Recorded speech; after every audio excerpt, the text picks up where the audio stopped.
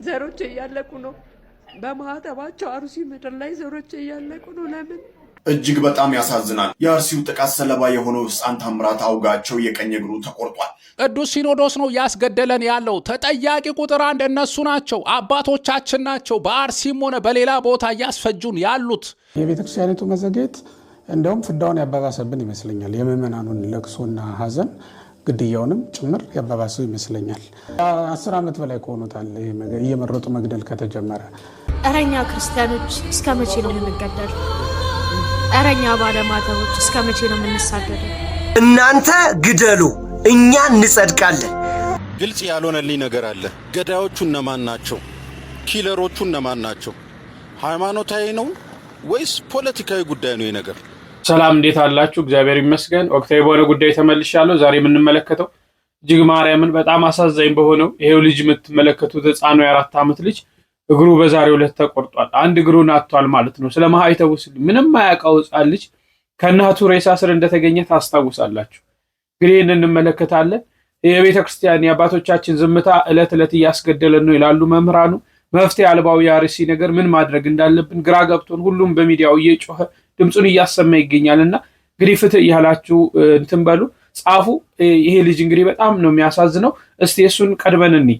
እጅግ በጣም ያሳዝናል። የአርሲው ጥቃት ሰለባ የሆነው ሕፃን ታምራት አውጋቸው የቀኝ እግሩ ተቆርጧል። በወላይታ ሶዶ ከተማ በሚገኘው ክርስቲያን ሆስፒታል ሲታከም የሰነበተው የ4 ዓመቱ ሕፃን ታምራት አውጋቸው ዛሬ ጥቅምት 26 ቀን 2018 ዓ.ም ቀጥር ላይ በጥይት የተደበደበው እና የተመረዘው እግሩ ተቆርጧል። የሆስፒታሉ ሐኪሞች እግሩ ሳይቆረጥ አስፈላጊው ሕክምና አድርገው ለማዳን ጥረት ቢያደርጉም አልተሳካም። ህመሙ ለህይወቱ አስጊ የሆነ በመምጣቱ የተነሳ እግሩን ለመቁረጥ እንደወሰኑ ለማወቅ ተችሏል። እንደተከታተላችሁት ነው። እጅግ በጣም አሳዛኝ ነው። በጣም ገና በ4 ዓመት እግር ማጣት ማለት አስቡት። እናቱን አጥቷል፣ አባቱን አጥቷል፣ አክስቶቹን አጎቶቹን አጥቷል። ምንድነው አሁን ይህ ልጅ ያለው? ምንስ ነው ያለው? ከሃይማኖቱ ውጭ ምንም ከእናቱ ሬሳ ስር የተገኘው ሕፃን ልጅ ማለት ነው። በጣም ነው የሚያሳዝን። እንዲህ አይነት ጊዜ ላይ ነው የደረስነው። የሞቱት እኮ ይሻላሉ። በቃ የሞቱትም አንደኛው ስለ ሃይማኖታቸው መንግስተ ሰማያትን ወርሷል። ይሄ ሕፃን ልጅ እንዴት ነው የሚያድገው? በምን አይነት መልኩ? እኔ ግራ ነው የገባኝ። በምን አይነት መልኩ ግን እግዚአብሔር ላያስችል አይሰጥም። ሊያስተምረን ሲፈልግ ማኖር እንደሚችል ከኛ በላይ በጸጋው በክብሩ ያኖረዋል። ገና በሕፃንነቱ በለጋ እድሜው ስለ ሃይማኖቱ ሲል ሰማዕትነትን የተቀበለ ነው። ከዚህ በላይ መመረጥ፣ ከዚህ በላይ ቅበተ እምነትን መጠበቅ የለም። በሃይማኖት ጉዳይ ማለት ነው። ሰው በዋዛ ፈዛዛ ባልባሌ እርስ በርስ ይጋደል የለ። እግዚአብሔር ጽናቱን ይስጠለውላችን። ለዚህ ልጅም ጥንካሬውን ብርታቱን ሰጥቶ በክብር በሞገስ አድርጎ ነገ ቤተክርስቲያንን የሚጠቅማት የተሻለ ደረጃ እንዲደርስ ያድርገው ነው ብለው ሌላ ምንም ማለት አልችልም። የቻላችሁ አካላቶች እነዚህን ቤተሰቦች እነዚህን ልጆች እርዷቸው። ሁላችንም እጃችንን እንዘርጋ። መቼም ዝም ብለዋል ሌሎቹ። እሺ፣ የቤተክርስቲያኑ መዘግየት ግድያውን እያባባሰው ነው ይላሉ መምህራችን። የቤተክርስቲያኒቱ መዘግየት እንደውም ፍዳውን ያባባሰብን ይመስለኛል። የምዕመናኑን ለቅሶና ሀዘን ግድያውንም ጭምር ያባባሰው ይመስለኛል። እናውቃለን፣ አባቶች በትዕግስት ነው ሁሉንም ነገር የሚያዩት። እንደኛ በስሜት በፍጥነት ነገሮችን አይወስኑም። ይሄ ያው ልማድ ነው፣ ባህሪ ነው። ግን ይሄ ከዛ አልፏል። 10 ዓመት በላይ ከሆኑታል እየመረጡ መግደል ከተጀመረ። የተያዘ እቅድ የለም። እየሄድንበት ያለ ግድያውን የማስቆም አካሄድ እያየን አይደለም። አሁን አንተና እኔ አብረን መሞት ነው ድርሻችን። ምንችለው ልናደርግ የምንችለው እሱ ነው። እነሱ ግን ከዚህ በላይ ማድረግ ይችላሉ። ለዚያ ነው የምንወቅሳቸው። በነገራችን ላይ እኛ አሁን አነሳነውም አላነሳነውም ትውልዱ እያነሳ እየረገማቸው ከሚሄድ አንስተን ብንናገረው የተሻለ ነው የሚሆነው። እኔ አሁን ይሄ የሰሞኑ እንኳን ግድያ በተከታታይ 3 ቀናት ነው የተደረገው። አንዳንድ ቀን እያለፈ እንደዚህ የተደረገ ነው። ይሄ እንኳን ተደርጎ ከአቡነ ይስሐቅ በስተቀር የወላይታው ሊቀ ጳጳስ በስተቀር ሄዶ ሐኪም ቤት ተጎጆችን የጎበኘ ከዛም ወደ እርዳታ ድጋፍ ያደረገ አላየሁም። እንግዲህ ንሳው ተደርጎ ከሆነ አላውቅም። የሀገረ ስብከቱን ሊቀ ጳጳስ ጨምሮ ማለት ነው፣ አቡነ ያሬድን ጨምሮ ማለት ነው የተደረገ ነገር አላየሁም። ሀገረ ስብከታቸውንም ጨምሮ አላየሁም። ተደርጎ ከሆነ እኔ ሳላውቅ ይቅርታ ጠይቃለሁ። ግን ይሄ መደረግ ነበረበት። እኔ ይኸውልህ የቅዱስ ጎርጎርዮስ ስንተርካውን ጎርጎርዮስን መጀመሪያ ከእስር ቤት እንደወጣ እሱ አዘቅተ ኩስካ አይደል የተጣለው። ቅድስት አርሴማና ሌሎችም ሰማዕታት አልቀዋል። እነሱ ካለቁ በኋላ እሱ ድርጣድስ ወደ አውሬነት ተለውጦ ስለነበረ እንደ ናቡከደነጾር እሱን ጸልዮ ሊያድን የሚችል ሰው ሲፈለግ ጎርጎርዮስ ተገኘ። ጎርጎርዮስ አምጥቶ ተባለ መጣ። ግን ድርጣድስን ከመፈወሱ በፊት የመጀመሪያ ስራ የሰራው ምንድነው? አጽመ ሰማዕታትን መሰብሰብ ነው። ሰማዕታት የወደቁበትን ቦታ ሄዶ ማየት እና አጽማቸው ላይ መባረክ ነው። የመጀመሪያው የአንድ ሊቀ ጳጳስ ተግባር አጽመ ሰማዕታትን መሰብሰብ፣ ገፋ ሰማዕታትን ለህዝብ መንገር፣ ማልቀስ። ሲያለቅሱ አይቻቸዋለሁ። አቡነ ይስሐቅ በጣም ነው ደስ ያለኝ። እንደዚህ አይነት ግፋ ሰማዕታትን አይቶ ማዘን ማልቀስ ምን ተረጉመው እኮ አንድ ነው። እንደዛ አይደል? ስለ ጽድቅ የሚያዝኑ የሚያለቅሱ ብፁዓን ናቸው አይደል የሚለው ወንጌሉ። ምንድነው አንዱ ማልቀሻ ምክንያት ግፋ ሰማዕታትን አይቶ ማልቀስ አይደለ?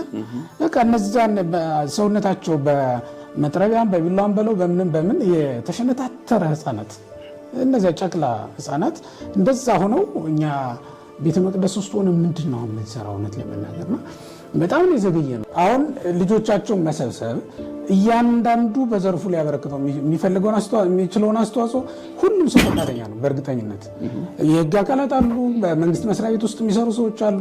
እያንዳንዱ ቤተክርስቲያኒቱ ብትሰበስብና ሰብሳቢ ሆና ራሷ ብትመራው አመፅም አይሆንም። በመንግስት በኩል አሁን አንተና እኔ ብናደራጅ አመፅ ነው የሚሆነው። የእሱን ስራ ነው የሰራንለት።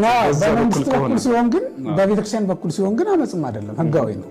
ምክንያቱም ህጋዊ ተቋም ነው፣ ህጋዊ ሰውነት ያለው ተቋም ነው እና ያንን ማድረግ ይቻል ነበረ። እኛም ሳንሞት ሌላም ሳንገድል ማንም ሳይሞት በሰላም መኖር። የልጆቻቸውን ለቅሶ የሚያለቅሱ ብፁዓን አበው ሊቃነ ጳጳሳት እንግዲህ በዚህ በአርሲ ግድያ ወቅት ያገኘናቸው ብፁዕ አቡነ ሄኖክና ብፁዕ አቡነ ይስሐቅ ነው። ዛሬ እንግዲህ በአንድ እግሩን በተቆረጠው ልጅ ብፁዕ አቡነ ሄኖክ እንግዲህ መልእክት አስተላልፏል በፌስቡክ ገጻቸው። የባሪያዎችንም በድኖች ለሰማይ ወፎች መብል አደረጉ፣ የጻድቃንንም ስራ ለምድር አራዊት የሚለውን መዝሙረ ዳዊት መዝሙር 79 ቁጥር 2 ላይ ያለውን ቃል ይዘው እንግዲህ ምሕረትን በቶሎ ታገኝን፣ እጅግ ተቸግረናል፣ ምሕረትን ላክልን ብለው ብፁዕነታቸው እንግዲህ የልጃቸውን ሐዘን አብረው አዝነዋል ማለት ነው። ክርስቶስ ምሕረቱን እንዲልክልን ለምነዋል። ሌሎቹ ብፁዓን አበው ሊቃነ ጳጳሳትስ እንግዲህ የምንመለከተው ይሆናል። እውነት ነው አባቶቻችን እንደሚዘገዩ ረጋ ብለው እንደሚያስቡ። ግን መቼ እስከ መቼ ምንድን ነው የሚጠበቀው? ሰው የሞተ የመጨረሻ ደረጃ እኮ ነው ሞት። እንግዲህ ወይ መፈናቀል አንለው፣ ወይ ስደት አንለው፣ ወይ ረሃብ አንለው። በቃ የመጨረሻው ደረጃ ሞት እየተገደለ በዕለት ዕለት እየተገደሉ እየተገደልን ነው ያለው። ዕለት ዕለት ኦርቶዶክሱ ያለ መከራ እየደረሰ ነው ያለው። ብሽ በምንድን ነው? በምን ጊዜ ነው ፈጠን የሚሉት? በምን ጊዜ ነው ያንን ነገሮች የሚስተካከሉ? እንግዲህ ጥሩ ነው። ትላንትና አጣሪ ተልኳል ወደዚህ ቦታ ያለውን ጉዳት የሚያጣራ የተፈጠረውን ነገር የሚያጣራ ከሃይማኖት ተቋሙና ከቤተ ክህነቱ ልኡካን ተመርጠው ተልከዋል። በአስቸኳይ መፍትሄ ይዘው መጥተው ለእነዚህ አካላቶች አትሊስት ለአካላቶቹ ድረሱላቸው፣ እንድረስላቸው። በቃ ለአሉት እንኳን ለተረፉት አካላቶች አይዟችሁ፣ ስለ ሃይማኖታችሁ ነው በርቱ ብለን ብፁዓን አባቶች እናጽናቸው። እርዳታ ይሰጥ፣ ድጋፍ ይደረግላቸው፣ እንድረስላቸው። ከዚህ በላይ ምን አለ? ከዚህ በላይ ነገ ከነገ ወዲያ ይሄ ነገር እንዳይከሰት ደግሞ ከመንግስት ጋር አስፈላጊውን ስራ ስሩ። ያለው ችግሩ ምን እንደሆነ በጋራ ይፈታ። ማድረግ ያለብንን በጨዋነት በክርስቲያናዊ ስነ ምግባርነት እኛ ልንገድል አንሄድም። ኦርቶዶክሳውያን ባለማተቦች ልንገድል አንሄድም። ግን ሊገሉ ሲመጣ ሁልጊዜ እየተገደልን ነው ወይ? ናመታይ ናግደለኝ ነው እንዴ? በጣም ያሳዝናል። እሺ፣ በዚህ ላይ የተነሱ አንዳንድ ሀሳቦችን ወንድሞች የሰጧቸው ድምጽ የሆኑትን እንስማ። በአርሲ በተደጋጋሚ ለሚፈጸሙ ግድያዎች መንግስት ኃላፊነት መውሰድ እንደሚገባው የፓርላማው አባሉ አበባው ደሳለው አሳሰቡ። ሃይማኖትን መሰረት ያደረገ ጥቃት እንዲቆም እኔም በሆን ቀደም ብዬ ለጠቅላይ ሚኒስቴሩ በፓርላማ ጥያቄ አቅርቤ ነበረ። ይህን መሰል ጥቃት በአካባቢው በተደጋጋሚ እንደሚፈጸምም ገልጸዋል። ለዚህም ዋነኛው ምክንያት የአካባቢው አመራሮች ችግሩ ለመቅረፍ ፍላጎትና እንዲሁም ደግሞ ቁርጠኝነት ስለሌላቸው ነው ባይ ናቸው። በቀጣይ ግን መንግስት ችግሩን መፍታት ካልቻለ ሰዎች ተፈጥሯዊ የሆነውን ራሳቸውን የመከላከል መብት ተጠቅመው ራሳቸው እንዲከላከሉ ሊያስታጥቃቸው ይገባል፣ አሊያም ደግሞ በራሳቸው እንዲታጠቁ ማድረግ ይኖርበታል ሲሉ እንግዲህ የፓርላማ አባሉ አሳስበዋል። ለልጅሽ ንገሪ፣ ቅዱስ የሚል ካህን ከመንበሩ የለም፣ ክፉ ቀን ወስዶታል። አሜን የሚል ምዕመን ከጥላሽ ስር የለም፣ ውሾች በልተውታል። ተንሱ የሚል ዲያቆን መነሳት አቅቶት ከደጅሽ ተደፍቷል። ሰላም የሚለው ቄስ ሰላሙን ስላጣ ከመቅደስሽ ጠፍቷል። እባክሽ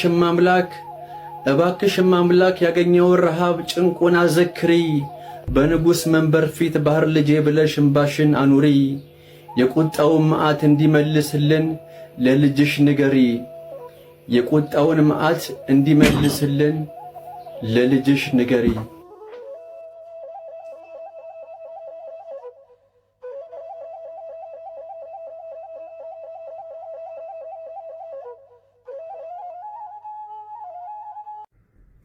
የአርሲ ሀገረ ስብከትን አቤቱታ ያቀረበው የመርቲ ወረዳ ቤተ ክህነት ችግሩ የተፈጠረበት መላከ ኃይል መብራቱ ግሩም ለሀገረ ስብከቱ የደረሰውን ችግር ከዘረዘሩ በኋላ ምክንያቱ ፖለቲካ አይደለም፣ የብሔር ጉዳይ አይደለም፣ ዘረፋ አይደለም፣ ጉዳዩ አክራሪው የሚሰራው በሃይማኖት ጉዳይ ላይ የተነሳ ዘመቻ መሆኑን እንዲህ ብለው ይናገራሉ። ስለዚህ የአርሲ ሀገረ ስብከት ጽሕፈት ቤት ሊገነዘብ የምንፈልገው ያለው እውነት ጉዳይ ክርስቲያን የተባለ ማህተብ ያሰረ በሙሉ ለማጥፋት መሆኑን አውቆ ለሚመለከተው ለመንግስት አካላትና በተለይ ሚዲያ ቀርቦ እንዲዘግብልን እና ዓለም እንዲያውቅልን ስንል በዚህ ሪፖርት እናስታውቃለን ብሎ ከመንፈሳዊ ሰላምታ ጋር እግዚአብሔር ኢትዮጵያና ሕዝቦቿን ይጠብቅ ብለው ሪፖርት አድርገዋል። እኔ ሰዎች ጉዳዩ ወስደው የብሔር የፖለቲካ እንደሚያደርጉት አይገባኝም። ጉዳዩ አክራሪው ቀደም ያደርግ እንደነበረው ትናንትም ይፈጽመው እንደነበረው አሜሪካ ቁጭ ብሎ ሲለኩስ የሚፈጥረው ኦርቶዶክሳውያን ላይ ጫና ነው። ጉዳዩ መንግስትን አገኘው ብሎ ወይም የህዝብን ሰላም አንድነት ለማናጋት ሊሆን ይችላል። ግን እኚህ የወረዳው ሊቀ ካህን እንዳሉት ክር ያሰረ ኦርቶዶክሳዊ ነው እየተገደለ ነው ያሉት። ይሄ ኦሮሞም፣ አማራም፣ ጉራጌም፣ ትግሬም ወዘተ ሊሆን ይችላል። እምነቱ ነው እያስገደለው ነው የሚሉት እና እኔ ባካችሁ ፖለቲካ ማድረጉን ትተን በተለይ ደግሞ አንድ የቤተ ክርስቲያን አባት እንደተናገሩት ካህን የመንግስት ሰራተኛ አይደለም፣ እሱ ለመንጋው ራሱን የሰጠ የክርስቶስ ባላደራ ነው ይላሉ። እውነተኛ ካህን የሚያገለግለው በመቅደስ ብቻ ሳይሆን ለነፍሳት መዳኛም ጭምር በመንደር ውስጥም ባለ ክስተት ነው ይላሉ። እንደውም ምንድን ነው የሚሉት? ካህኑ ቢጸልይ መንደሩ ይባረካል፣ ካህኑ ቢተኛ መንደሩ ይሞታል። አሁን ይሄ ነው እየተደረገ ያለው። ጉዳዩን አንስተን በጸሎትም በእርዳታም ህግና ፍትህ እንዲጠበቅም ከለላም እንዲኖር ከመጠየቅ ይልቅ ነገሮችን እየወሰድን የሚወሽቅባቸው ጉዳዮች እኔ በጣም ልቤን ይሰብራል። ይሄ ሟችንም አካባቢውን ቤተክርስቲያንን ማይጠቅም በተለይ በመፍታት ላይ ያሉ የቤተክርስቲያን አባቶች መጽሐፉ እኮ የሚለው ኤጲስቆጶስ የሚቀመጥበት ዙፋን ሳይሆን የሚሸከምበት መስቀል ነው። እሱ እኮ ዙፋን ላይ ሊሽሞነሞን አይደለም፣ መስቀሉ ነው ያ ዙፋኑ ለሱ። ኤጲስቆጶስ ያደረገው ቆብ፣ መጠምጠሚያው፣ ካባው፣ ልብሱ ወርቁ የህዝብ እንባን ለማከም ነው የሚለው። ከእግዚአብሔር ይልቅ ሰውን ለሚፈራ ኤጲስቆጶስ ወዮለት፣ ዝምታው ይወቅሰዋል ይላል። ኤጲስቆጶስ መጀመሪያ አባት እንጂ ገዥ መሆን የለበትም፣ እረኛ እንጂ ፖለቲከኛ መሆን የለበትም ይላሉ። በጣም የሚገርማችሁ ሰሞኑን በ103 ዓመታቸው የሞቱት እጅግ ታዋቂው ኦርቶዶክሳዊ ሜትሮፖሊስ አውግስቲን ካንቲዮቴስ የሚባሉ ጳጳስ ናቸው ይህን የተናገሩ። ስለዚህ እንዲህ አይነት ችግር ላይ ቤተ ክርስቲያንን አስቀድመን ጉዳዩ የቤተ ክርስቲያን ነው፣ የክርስትና ነው፣ የክር ጉዳይ ነው፣ የብሔር ጉዳይ አይደለም፣ የፖለቲካ ጉዳይ አይደለም። እምነቱን ስር ነቅለው ሊጥሉ የፈለጉ አክራሪ ኃይል እንደኔ እጃቸው ግብፅ እንደሚደርስ ሁሉ ገምታለሁ፣ ወይም ሳውዲ እንደሚደርስ ገምታለሁ። ስለዚህ ይህንን ጠንክረን ሰላሙን ለማስጠበቅ የበለጠ መስራት አለብን። በተለይም ደግሞ የሃይማኖት ተቋማት ላጣራ ነው እንደዚህ ነው ምናምን ብለዋል። ታማኒነት ሊኖረው ይገባዋል። በማጣራቱ ሂደት ውስጥ ቤተ ክርስቲያኒት ውስጥ መጀመሪያ የራሱ ገዳዮቻችንን አስገዳዮቻችንን አትሙቱ ልላችሁን የመጣሁት ግድ የለም እኛን የገደላችሁ መስሏችሁ እናንተ ሁለት ሞት አትሞቱ፣ እባካችሁ አትሞቱ። ምክንያቱም እኛ እንዲህ የሚል አምላክ ነው የምናመልከው። በእኔ ያመነ ቢሞት እንኳን ሕያው ነው የሚለውን አምላክ፣ ተስፋ የሰጠንን አምላክ የምናመልከው። አስቀድሞ በእርሱ ስናምን የእርሱን ሞት እንደምንሞትም እናውቃለን። ግን ለእናንተ ለገዳዮች እባካችሁ እያዘንን ስለሆነ እኛን የገደላችሁ መስሏችሁ እናንተ አትሞቱ፣ እባካችሁ አትሞቱ። እባካችሁ ለራሳችሁ ስትሉ አትግደሉ። የገደላችሁ መስሏችሁ ከሆነ ተሳስታችኋል። ሥጋችንን ልትገሉት ትችላላችሁ። ነገር ግን ወደ እግዚአብሔር መንግሥት እየላካችሁን እንደሆነ አስቡት። ዘላለማውያን ሰው እናንተ አላችሁ አይደል? ተስፋ የሌላችሁ ስትገሉን እኮ የአባታችሁን የዲያብሎስን ሥራ ነው እየሠራችሁ ያላችሁት። ለሱ መጨረሻችሁም ዘላለማዊ እሳት፣ ዘላለማዊ ሞት ነው። እኛ የሞት ነው በእናንተ እጅ ግን ዘላለማዊ ሕይወት ስለ ክርስቶስ ኢየሱስ አክሊልን እንቀበላለን። ይህ ደግሞ ከአባቶቻችን የተማርነው ከአምላካችን ከኢየሱስ ክርስቶስ የወረስነው ነው። ስለ እሱ ብንሞትም በደስታ እንሞታለን። ስለ ማንም ትገሉን እባካችሁ እየገደላችሁን መስሏችሁ እናንተ አትሙቱ እባካችሁ። ሀገሪቱ መልካም ኑሮዋ መራራ በስደት አለቀ ወገኔ በተራ ሽማግሌ እንዲጦር ሕፃናት እንዲያርጉ ኤልሳን የሚተካ አባት ሰው ፈልጉ። ማሰሮ አምጡ ጨውን ጨምራችሁ ሞት እንዳይነግስ በመካከላችሁ ማረን እንበልህ ኤሎሄ ብለን እንዋደድ እንዲሰምርልን ትውልድ ሁሉ ብፅዕት የሚሉሽ ኢትዮጵያ እምባዋን አብሺ ትውልድ ሁሉ ብፅዕት የሚሉሽ ኢትዮጵያን እምባዋን አብሺ። ግልጽ ያልሆነልኝ ነገር አለ። ገዳዮቹ እነማን ናቸው? ኪለሮቹ እነማን ናቸው?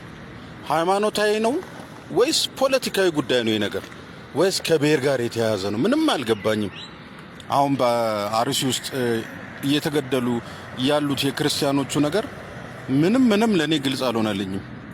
ማን ነው የሚገላቸው? ለምን ግልጽ የሆነ ነገር አይነገረንም? ይህንን መርምሮ መድረስ ያቅተዋል እንዴ ፖሊስ? ግራ የገባኝ ነገር ማለት ነው።